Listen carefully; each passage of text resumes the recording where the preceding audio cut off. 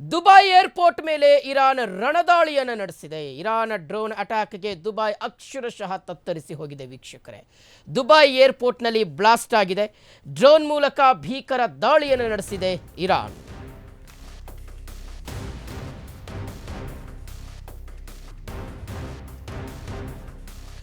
ಮಧ್ಯಪ್ರಾಚ್ಯದ ಸಂಘರ್ಷ 8ನೇ ದಿನಕ್ಕೆ ಕಾಲಿಟ್ಟಿದೆ.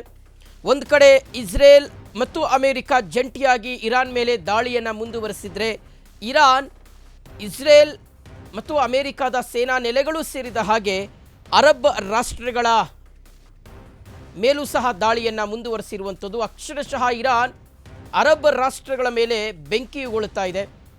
ಇವತ್ತು ದುಬೈ ಏರ್ಪೋರ್ಟ್ ಮೇಲೆ ದಾಳಿಯನ್ನು ನಡೆಸಿದೆ.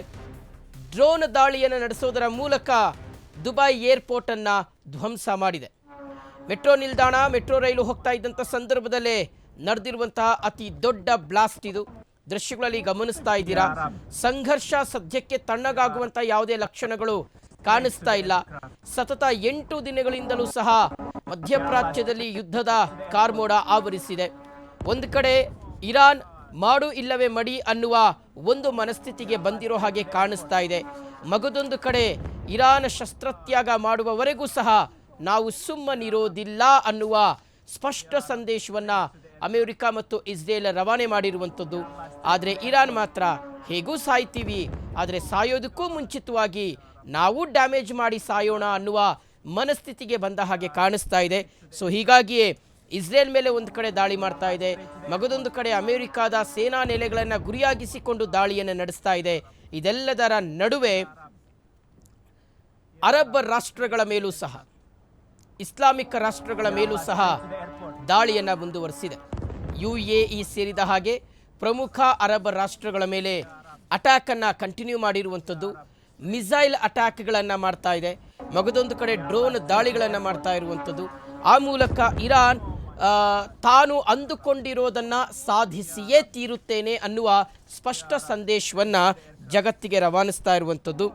ಇನ್ನು ಈ ಒಂದು ಮಧ್ಯಪ್ರಾಚ್ಯದ ಸಂಘರ್ಷದಿಂದ ವೀಕ್ಷಕರೇ, ಸಹಜವಾಗಿ ಇದರ ಪರಿಣಾಮ ಜಾಗತಿಕ ಮಟ್ಟದಲ್ಲೂ ಸಹ ವ್ಯಾಪಿಸಿಕೊಂಡಿದೆ.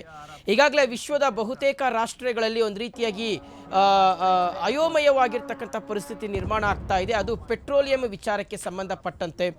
ಯಾಕೆಂದರೆ ಇರಾನ್ ಈ ನಿರ್ಧಾರವನ್ನು ತೆಗೆದುಕೊಂಡಿರ್ತಕ್ಕಂಥ ಹಿನ್ನೆಲೆಯಲ್ಲಿ ಬಹುತೇಕ ರಾಷ್ಟ್ರಗಳಿಗೆ ಪೆಟ್ರೋಲಿಯಮನ್ನು ಸರಬರಾಜು ಮಾಡಲಿಕ್ಕೆ ನಿರ್ಬಂಧವನ್ನು ವಿಧಿಸಿರುವಂಥ ಹಿನ್ನೆಲೆಯಲ್ಲಿ ಸಹಜವಾಗಿ ಒಂದಷ್ಟು ಆತಂಕದ ವಾತಾವರಣ ನಿರ್ಮಾಣವಾಗಿರುವಂಥದ್ದು.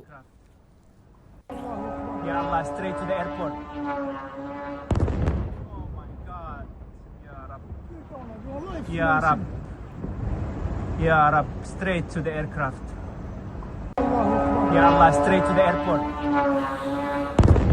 Oh my God. Ya Rab. Ya Rab. Ya Rab, straight to the aircraft. Ya Allah, straight to the